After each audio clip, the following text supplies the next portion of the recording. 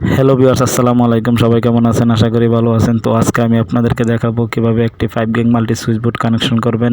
তো এখানে দেখেন আমি একটি 5 gang multi switch board connection করতেছি। তো সুইচের দুইটি প্রান্ত, যে কোনো একটি প্রান্ত 5টি সুইচেরই প্যারালাল কানেকশন করে নেবেন। প্যারালাল কানেকশন হয়ে গেলে আপনার যে লোড প্রান্ত আছে অর্থাৎ ফ্যান লাইটের ওই কেবলগুলি সংযোগ করে নেবেন। একটা জিনিস সবসময় মাথায় রাখবেন যে সুইচ বোর্ডে কোনো সময় নিউট্রাল কানেকশন হয় না, শুধু ফেজ ইনপুট হয়, ফেজ কানেকশন হয়।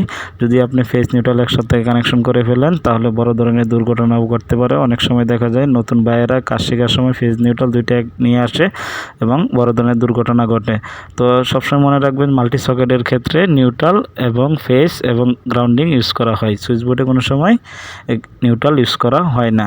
তো এই দেখেন আমার সুইচ বোর্ডটি কানেকশন করা শেষ হয়ে গেছে। আমি ভালো করে টাইট দিয়ে নিচ্ছি। অবশ্যই কাজ করলে কেবলগুলো ভালো করে টাইট দিয়ে নেবেন যাতে পরবর্তীতে খুলে না যায়। তো এখানে দেখেন আমি মাল্টি সকেটের জন্য 3টি কেবল বের করে রেখেছি, একটি ফেজ, একটি নিউট্রাল এবং একটি গ্রাউন্ডিং কেবল। তো আমার ভিডিওটি ভালো লাগলে আমার ফেসবুক পেজটি ফলো করে দিবেন এবং আমার পাশে থাকবেন।